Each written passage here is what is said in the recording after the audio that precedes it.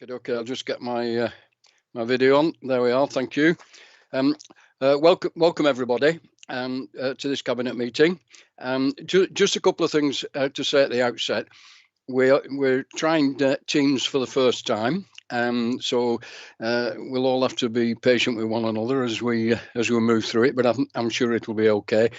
If you want to speak, put your hand up with the hand up facility that's there, or mention RTS in the chat, and I'll do my best to spot both of them.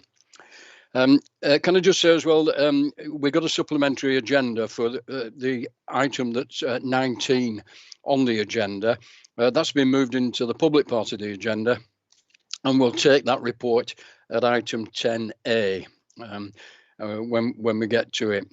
And then the final point to make is really just can we make sure that when we're not speaking, we mute our mics? That not only prevents background noise coming through, but it also means that we don't get echoes and what have you on the podcast.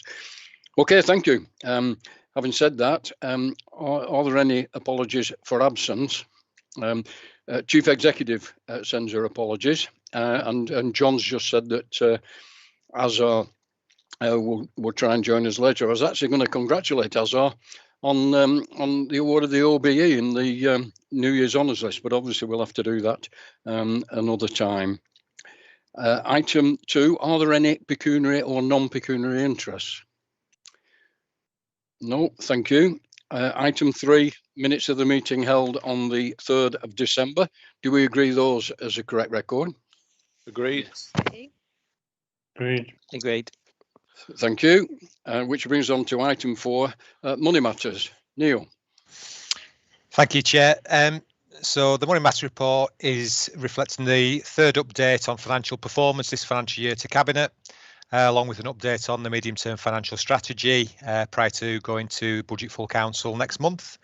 In terms of the headlines on revenue monitoring, we are now forecasting an increased underspend of £8 million, which is increased from the £2 million underspend forecast at Q2. It's still small as a proportion of the overall revenue budget, but is a significant increase nevertheless. Of that, Treasury Management performance remains the biggest single factor, with a variance to budget, positive variance to budget of £23 million. And I also need to flag that the Q3 position reflects all of the latest information we have in terms of COVID, both in terms of the forecast expenditure pressures and income that we've received, with positively having received slightly more income than we were expecting on the first sales fees and charges claim that we did earlier in the year. So that has certainly helped the bottom line too. If I go on to the medium-term financial strategy, the headline position on that is the position at Q2, which was a gap of £50 million in 21-22, has reduced significantly to £2.3 million. And the gap by 23-24, which was about 79, has reduced to 54 million, which is clearly positive. And on top of that, we're now in the position where our forecast reserves are sufficient to meet the gap all the way through the current medium-term financial strategy period, which is helpful to us in providing the time to work strategically on how that future gap can be addressed. That said, the position is based on a 1-year provisional financial settlement, with there being all the remaining uncertainty in terms of future years funding, which will be addressed as part of a multi-year settlement next year. In terms of the 21-22 position, we factor in all of the provisional financial settlement flexibilities and allocations. There is a short consultation process which is being undertaken, which we are responding to this week. And therefore, we're not expecting the final settlement numbers now until early February, which is not particularly helpful in terms of timing of the Budget Full Council, but will obviously reflect what we can in terms of the timing for the publication of that report. In terms of the other flexibility, the key one is around the adult social care precept.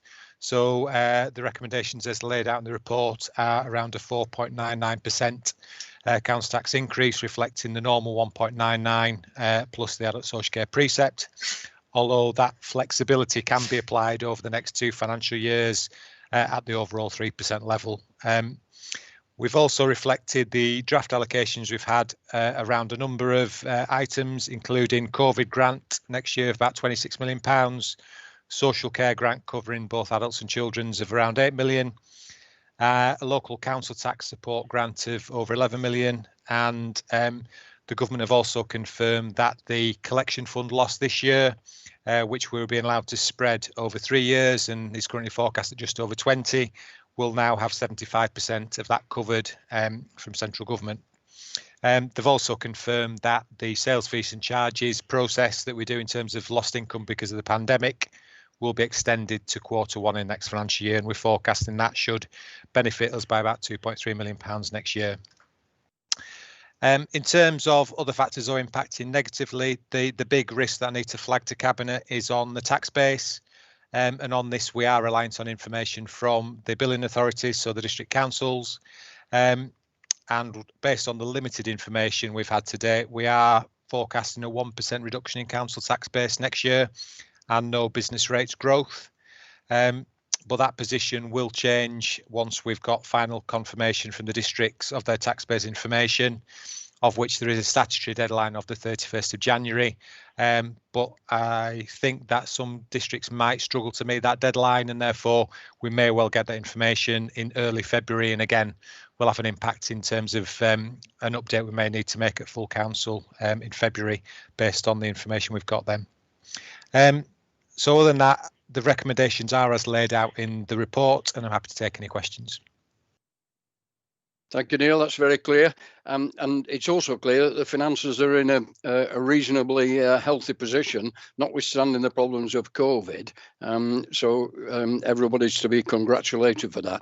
Before I open it up for debate, can I just refer to the recommendation 4 that Neil's mentioned about the increase in the council tax? I think because of a variety of factors, we're perhaps a little bit early to be making a decision on that as to what we're going to recommend to council on the 11th of February. So whilst Neil is right to make that recommendation, and we accept that recommendation from our professional advisors and note it, at this stage we will actually, well, I'm recommending to Cabinet that we actually don't make a decision on the council tax level at this stage, but just note the recommendation, but postpone a decision on it. Okay, right. I haven't got anybody wanting to speak. Keith. Oops. Yep. Thank you very much, Leader. Could I just comment? Obviously, we are in a very good position, and it is remarkable that we are in this position from where we were a number of years ago. And I'd just like to say on the council tax, this is possible because of the hard work that's gone on, that we can defer it and we can take time to look at it. And obviously, this is a big thing for our residents who we do support, and obviously they are the people that we do work for. But I would just like to thank you personally, because you're the portfolio holder for finance. We all have our thanks here, and it goes around the table when things go right. You've done a remarkable job with your team to turn this round, and I'm sure the shareholders, as I call them, the residents of Lancashire, are very pleased with the efforts you've made. So I would like all the Cabinet to join in a thanks to you and your team for the remarkable effort you have made. I didn't think it was possible when I sat at my first Cabinet meeting nearly 4 years ago. So very well done to you all in the team. Thank you. Hear, hear. Hear, hear. Thank you, Keith. Very kind. John, I think John wants to add his congratulations as well. Is that right, John? I don't mind congratulating people who do good work. It has been reasonable, the work you've done. But if I take you back to 2012, where someone actually cut the council tax by 2% foolishly in an attempt to actually win an election, and it's cost this council absolutely millions of pounds. I would hope with your decision not to actually put through the 4.99% today, you're not looking to do the absolutely ridiculous thing that happened in 2012. And I'm sure you wouldn't, Jeff, because of your financial understanding of what the consequences would be. But also I have to look at the money we're getting in from government. And where is the levelling up? Clearly, we were told everything would be levelled up, and I presume this would include council tax support, also to support our services, which are vital to people, which we've seen so much over the past 8 months. So clearly the levelling up isn't happening from government, and it's another failure from government to actually carry out its promises. But regarding the work of Neil and his team and the reasonable work that you've been able to bring this through, it has to be recognised. But overall, when you consider we had £600 million cut out of this our budget, where is the £600 million back from this Conservative government? If we got that back, we wouldn't have any financial problems at all. Thank you. Thank you, John. Michael. Oh, no, sorry, I beg your pardon. Michael, Sean first, and then Michael.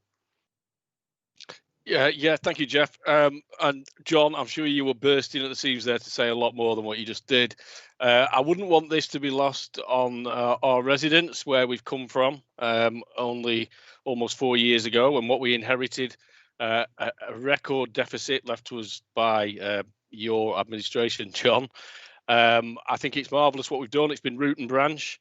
We've improved services, and that's not just us saying it, that's outside bodies saying it, who've inspected us, and we have done that whilst making the savings that have put us in such a great position to deal with this pandemic, and also put us into a great position going forward. So really, really good work that's been done. Yeah, absolute credit to Jeff, credit to Cabinet colleagues as well.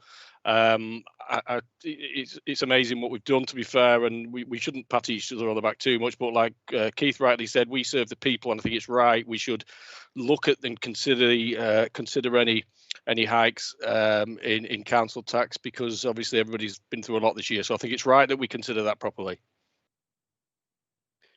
Thank you, Sean. Michael. Thank you, Chairman. I'd just like to echo those comments that have just been made by Councillor Turner and by Councillor Eden previously. What a difference if you look back 4 years ago, when the then administration was saying that within a couple of years we wouldn't be able to set a legal budget. And that's the legacy that the Labour Party left the residents of Lancashire with. We've turned that around completely, and I echo those comments about your leadership, Councillor Driver, and my colleagues in Cabinet who've all played their part. But equally, to add to that, a massive thank you to our officers who have done a superb job, many of which are on this call today. So thank you very much for everything you've done. In terms of the government and levelling up, well, the government's making significant steps in levelling up the economy, which is necessary, and I'm sure we would all agree with that. So I'm not quite sure where Councillor Phillips is coming from. I'll watch my words carefully here, but if Councillor Phillips is just needs to refer to an item which is under part 2 of today's agenda, where you will see significant investment into the north of England from the government. I can't say more than that because it's a confidential item at this stage, but that it demonstrates where the government is well and truly investing in Lancashire and in the north of England. Thank you, Chairman. Thank you, Michael. Thank you, colleagues, for those remarks. It has been a really, really tremendous team effort by members and officers, and I mean, obviously this is a financial report, and thanks to Neil and his team of officers, but I'm sure Neil would accept that officers right across the council have engaged in the process that's been necessary to bring the county council's finances back into good order. So our thanks are due to them all. John, the remarks you make, I agree with a lot of the remarks you make. I mean, Michael makes a valid point about the item that's later on in the agenda, which does demonstrate it. But it is really frustrating that the fair funding review has been pushed back. We've only got a 1-year settlement, and that's a provisional settlement at the moment. And as Neil said, we could be struggling to get that in reasonable time to be making final decisions. And then last but not least, the promised green paper, then a white paper on adult social care, it seems to have been kicked into the long grass again. So we share many of your concerns, but the fact of the matter is we have to deal with the situation we find ourselves in, and that's what we've done. And I think we're all together doing a reasonable job. Okay, because I don't see anybody else wanting to speak. Do you accept the recommendations in the report, with the exception of 4, where we note that Neil is making that very firm recommendation, but we will just defer making a decision on that for the time being, and consider all the factors and make our recommendation to council on the 11th of February. Do we agree those? Agreed. Yes, Agreed. Thank you very much. The next item is the standard procurement report, which is again, the officers are doing a really good job there, giving us an extra armor. Can't think of the right word. An extra weapon in our armory to purchase IT equipment once the contract with BTLS expires and the function comes back into the county council on the 1st of April. So again, thanks to the officers for doing that, and I recommend that Cabinet accept it. Do you agree that? Agreed. Agreed. Thank you very much. Agreed. That brings us to item 6, residence parking. Keith. Thank you very much, Leader. Obviously, this has been a big issue for the time I've been in office as Highways and Transport Cabinet member, and it's to do with people parking and obviously wanting to park in their vehicles in front of their homes, which is something that a lot of people want to do. It's also protecting those areas for people to park. It was the policy of the council, because of different issues that we have, that this was not a priority, and we decided we weren't going to do any more schemes. But obviously, as we've talked about just now, we are in a better position. They are expensive things to do. It does take a lot of officers' time. We have been able to, in Highways, through the work that's been done, employ more people to help us with this, and we are in a position now where we can look at residence parking schemes. I did make this promise at a council meeting last year, or I think it was the year before, that I would look at it and revise it. It's all there for you. There is a set rule of engagement, as I would like to call it, on what has to be done, a set of essential criteria. I'm quite happy today to bring this in front of you. It's something that is needed. It does affect a lot of our residents, and they do obviously want to park their car safely and at a close distance to their homes if possible. So the recommendation is that the Cabinet has to approve the attached residence parking schemes and the criteria, which is essential in Appendix A, and as the minimum standard that the scheme will need to meet prior to being considered for promotion. So obviously that's a recommendation that we adopt this criteria and we abide by it. So it's over to you, members of the Cabinet. I would ask you to approve this. I think it's a good step forward. Thank you, Keith. I don't see anyone wanting to speak. Do we agree that recommendation? Yes, agreed. Yes, agreed. Thank you. Agreed. Okay, item 7, Leader, is the skid resistance code of practice. Obviously, we want to keep our roads safe. It is an important issue. It has been revised by the DFT, and they've passed it on to us. The officers have looked at this, and it's about making sure that roads are safe for our public to use. And obviously, it's a very, very important thing that we have skid resistance, but there is a code to follow. So the recommendations to the Cabinet to approve the skid resistance code of practice for A, B and C class roads be revised as described in the report and set out in Appendix A, and authorise the Director of Strategic Performance to approve and publish the skid resistance code of practice in consultation with the Deputy Leader of the County Council and Cabinet Member for Highways and Transport. I'm pleased it has been revised. It will make a difference to everything on the roads. It make them safer, and like I said, that is the main thing. We want to make our roads in Lancashire as safe as possible. So I'd ask you to approve it. Thank you very much. Again, I don't see anyone wanting to speak. Do we approve those recommendations? Yeah. Agreed. Yes. Thank you very much. Thank you, Leader. Item 8, schools budget. Philippa. Thanks, Leader. In accordance with the government school funding regulations, we've got to submit the final schools budget for 21-2 to the Education, Skills and Funding Agency by the 21st of January. So this paper outlines the proposals in detail, and I'll just highlight a few points for colleagues and for anybody who's listening in. The dedicated schools grant is a ring-fence specific grant, and it's got to be used to support the schools budget. It's allocated to every local authority in 4 funding blocks, each calculated using a national funding formula. So you have the schools block for primary and secondary schools, the high needs block for special schools and alternative provision, early years block for 2 to 4 year olds, early years provision and disability access fund, and the central school services block, which funds our central functions. Lancashire's gross 21-22 dedicated schools grant is just over £1 billion. This is £86 million higher than the previous year, and that's because of a number of reasons. We've received our share of the government's increase in school funding of £2.2 billion, so we've received our part of that. We've also received our share of the increased 44 million for the early years block. It incorporates teachers' pay and pensions grants in schools, high needs and central school services blocks. These were previously paid as a separate grant. And of course, it also factors in the increase in the overall number of pupils in Lancashire compared to 2021.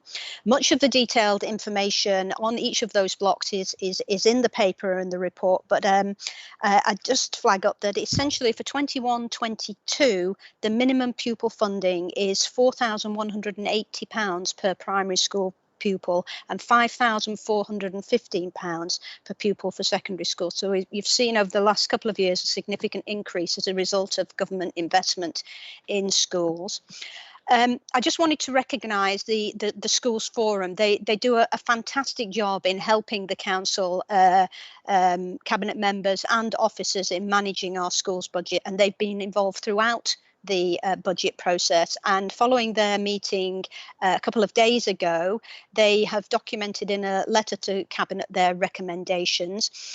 Where applicable, they have those recommendations follow consultation with schools and early years providers. So there's a huge amount of input into these proposals. And I would specifically highlight their proposal to transfer an extra £2 million of schools block headroom to the early years block to allow an increase in government funding to be passed on in full and to maintain the additional increases that were facilitated by a similar arrangement and that we supported last year. So at this point, I think we'd all like to record our thanks to the Forum for all their work and the support throughout the year in helping us to manage the budget. And I would just ask Cabinet to approve the recommendations as set out in the report. Sorry, struggling to unmute. Thank you, Philippa. I don't see anyone wanting to comment. It really is a good report. Do we approve the recommendations on page 89 and the top of page 90? Yes. Do we agree? Yes, Yeah. agreed. Thank you very much. Thank you. That's item 9, children looked after. You again, Philippa. Yes, yeah. So this is the sufficiency strategy for 2021 to 2024. The Children's Act 1989 requires that all local authorities have to provide a children looked after sufficiency strategy. And what we mean by sufficiency strategy is how, as a county, we're going to provide sufficient high quality placements and accommodation options for our children in care over the next 3 years. So it's a really important document, this. The accommodation options range from providing effective prevention, early help and outreach, but it also covers foster placements, residential placements, adoption placements, and good quality supported accommodation and independent living provision for young people aged over 16. And we want to achieve all of that whilst delivering value for money and maximising the likelihood of suitable accommodation and suitable placements for our children locally.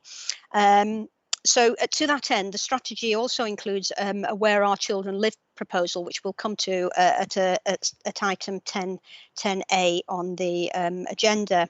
I think the key to all of this is ensuring that children looked after have the best start in life, and that's about finding the right placement for them in the right place and at the right time to best meet their needs. So we want to achieve that for all the children that come into our care, so that they maintain connections with their communities, their family, and where they're accessing their education, and if at all possible, as close to home as where it's safe to do so. And the strategy also highlights the important role of foster carers who play a vital role in helping us deliver this strategy. So it's an ambitious and achievable programme for the next 3 years. It's all laid out there in a great deal of detail in the paper, but I would commend it to Cabinet. Thank you, Philippa. As you say, really important strategy. We're dealing with some of the most vulnerable people who come into our care, children and young people. Do we approve the strategy as outlined in Appendix A? Yeah, agreed. Yes, agreed. Yes, agreed. Thank you very much. Item 10, Wennington School. Yes, Philippa. right. Thank you. For those who don't know, Wennington Hall School is a community residential special school in the north of the county for young people aged 11 to 16 with social, emotional and mental health needs. Its current capacity is 80 pupils, including 20 residential places, and there are currently 36 pupils on the roll, with 7 of those resident at the school. Sadly, in 2016, Ofsted raised concerns about the quality of education provision, with an academy order being issued in January 17. And since then, steps to address those issues and find a long-term solution for Wennington have been underway. And this report is an update on that. The school has a cumulative deficit of over £1 million, and this is due to higher staffing levels, so that our pupils are properly safeguarded, and additional transport costs due to fewer residential placements. And that deficit is forecast to rise by around about £1 million per year if we don't take any further action. So in September 19, the Regional Schools Commissioner wrote to the County Council giving approval to revoke the academy order. However, that approval was contingent on the County Council ensuring an appropriate private provider to take over the running of the educational provision at the school, and to discontinue the provision as a maintained school. It's important to note that a 5-stage statutory process set out in the school organisation regulations and outlined in the report must be undertaken before making any decision on the discontinuance of Wennington Hall. So in January of this year, in the context of the direction from the Regional Schools Commissioner about the revocation of the academy order and the interest expressed by the independent sector, Cabinet gave approval to start a formal procurement process. Unfortunately, that process was delayed due to the pandemic, and the invitation to tender wasn't published until late October 2020, with receipt of tenders in early December. The procurement process is outlined in the report, and the decision about awarding a contract is expected to be made at the end of April this year. The outcome of the tender process would be reported to Cabinet to note as part of a further report on the 5-stage statutory process regarding discontinuance. So it's a very complicated and lengthy story and process that we have to go through for Wennington, but it's all designed to ensure the continuation of education provision and to protect the education of the pupils who are already on the roll there. So it's a very important thing. So Cabinet is asked to note the current position, approve the stage 1 consultation on the proposed discontinuance, and to receive a further report in March 21. Thank you. Thanks, Philippa. As you say, a long and complex process that we have to go through, but we'll get there in the end. Do we agree those recommendations? Agreed. Agreed. Agreed. Yeah. Thank you. Thank you. Keith, can I just ask you to turn your mic off, Keith? Well done. Thank you. Philippa, you again. Item 10A. Right, okay. All right. Yeah, 10A, where our children live, which I sort of flagged a little earlier on the discussion about the sufficiency strategy. There are just over 2,100 children in Lancashire who are considered under the Care Act to be looked after. And currently 202 of looked after children live in a residential unit run either by the local authority or by an independent provider. As a county council, we are recognised as a high-performing residential service, and 54 of our children live in our own children's homes. These places cost around about £140,000 per week. However, most of our children who are in residential care live in independent agency children's homes at a total cost of well over £570,000 per week. All the research shows that children who remain looked after by their families, where it's safe to do so, are much more likely to reach their potential and to remain in positive relationships with their family. So our children's services have moved over the last year to a way of working known as family safeguarding, which is focused on helping families to stay together. But to support that approach, we also intend to reshape our residential provision. It will help us with that new way of working, and the paper outlines the significant investment that we intend to make into that with 3 key proposals.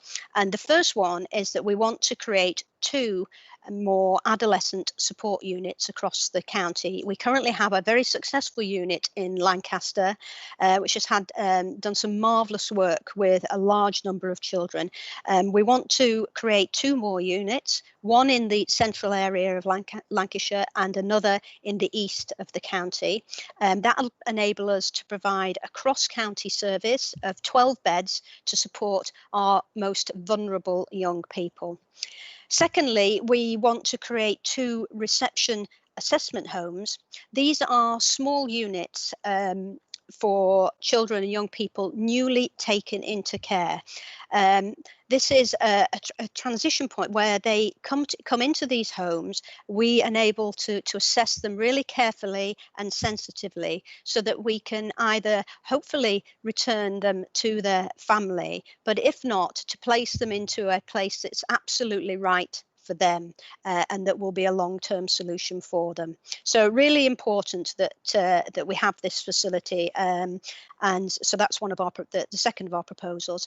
And the third one is that we want to reduce our mainstream residential beds in the county from 48 to 36. And we intend to do that whilst at the same time increasing our complex provision by 9 beds in 3 new units. This will deliver better value for money whilst maintaining the quality of provision all round, and crucially enable us to care for and support our really most vulnerable, troubled young people in the county, near to their communities and their families. I should say that we are not proposing any changes to our short break service, which provides respite care to children with disabilities, or our specialist residential care service for children in crisis, where we provide immediate accommodation where a child has nowhere else to live. Implementing these proposals will increase the children's residential estate across the county and will require a significant injection of finance. But we believe it's the right thing to do. And within 3 years, the number of children living across the county with private sector providers will have decreased significantly, allowing savings across the board. And I should say, relating back to our first cabinet item, we couldn't do any of this without us having a really sound financial position to be able to make some upfront savings and investments. So I would ask Cabinet to agree the proposal set out in the report and enable us to put in place some really fantastic top quality provision for our most vulnerable children and young people across the county. Thank you. Yeah, absolutely, Philippa. By definition, these children coming into our care are disadvantaged, and when they come into our care, every single county councillor is a corporate parent, so it's absolutely vital that we do our best for them, and this report is the right way forward. And congratulations to you, Philippa, but also to Edwina and to Sharon Huber and her team for the work they've done on this to bring it forward. It's a win-win, is it not? It's going to be best and better for the children and young people, and ultimately it's actually going to cost less. So it's absolutely vital that we move it forward. Do we agree the 3 recommendations on page 208? Agree. Yes, Agree. Thank you. Thank you very much. Item 11, Graham.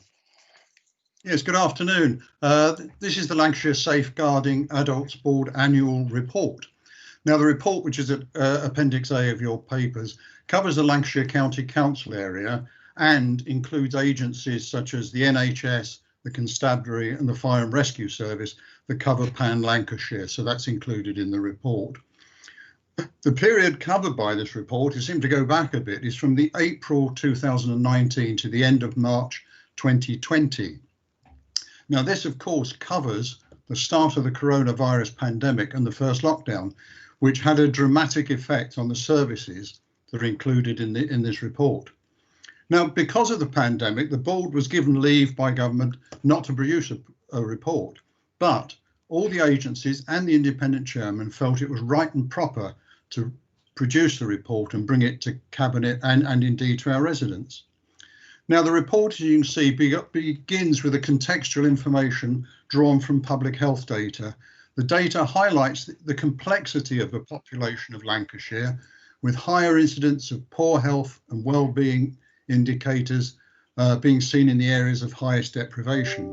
The report then seeks to set out what we know about the vulnerability of the people in terms of safeguarding, what we know about the quality of safeguarding activity in local services, and how the board has sought to make a positive impact on those services.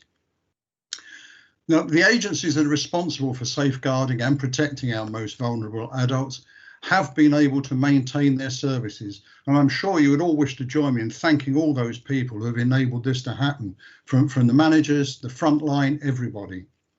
Now, all the statutory work of the Lancashire Safeguarding Adults Board continued during the pandemic and continues today, with board meetings held virtually and safeguarding adult reviews continuing to be undertaken.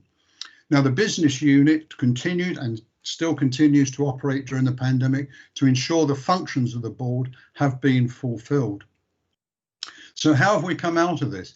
With regard to adult services, the independent chairman says in his foreword, adult services in Lancashire, supported by the council, have done everything they can to protect and support people. Lancashire has a large number of care homes, it's 420 actually, that was where there was significant concern at the start of the crisis. Plans were quickly put in place to ensure that the service will continue and the care homes were supported. Huge amounts of work were undertaken to put in place contingency plans where there was a risk of care home failure. And despite the national issues, everything that could be done was in place to ensure care homes remained as safe as possible. And also, while the government made it possible to ease requirements under the Care Act in looking after people, this was not applied within Lancashire, where as far as possible normal services were maintained. Now, us working with the Lancashire Resilience Forum, all agencies at county, district and pan Lancashire levels ensured there was an efficient system of maintaining contact with elderly and shielded residents, and an efficient system to ensure food deliveries were made to those who needed them. This commitment to the most vulnerable was replicated across all agencies and the third sector, who played a massive role in protecting and supporting a huge number of people. Now, whilst recognising all the good work and evidence of good practice, significant challenges remain in ensuring that services that provide safeguards for vulnerable people, vulnerable adults, are sufficient resource to meet that demand on a timely basis. So this afternoon, I'm asking Cabinet to note the contents of the report and, should they so wish, to comment on any key issues in the annual report and consider the implications of these in the conduct of council business. That's my report, Leader. Thank you, Graham. Praise indeed from the independent chairman. But as you say, nobody's going to rest on their laurels. There's still plenty of challenges there, and I'm sure we will keep meeting those challenges. Are there any questions or comments? I don't see anyone indicating. Do you accept the report in the Appendix A to the document before you? Yes, You agree with Yes, that? we do. Yeah, great. Good. Thank you very much. That brings us to item 12, which are the urgent decisions that have been taken during the period. Unusually, there are actually 6 of them rather than the odd one occasionally, but they were all urgent matters and they've all been approved accordingly. Do we just note those? Thank you. Noted. There is no urgent business, and so the date of the next meeting is the 4th of February at 2 o'clock. Item 15, we've given notice of intention to conduct business in private, and we haven't had any representations. So under item 16, I move exclusion of the press and the public. Is that agreed?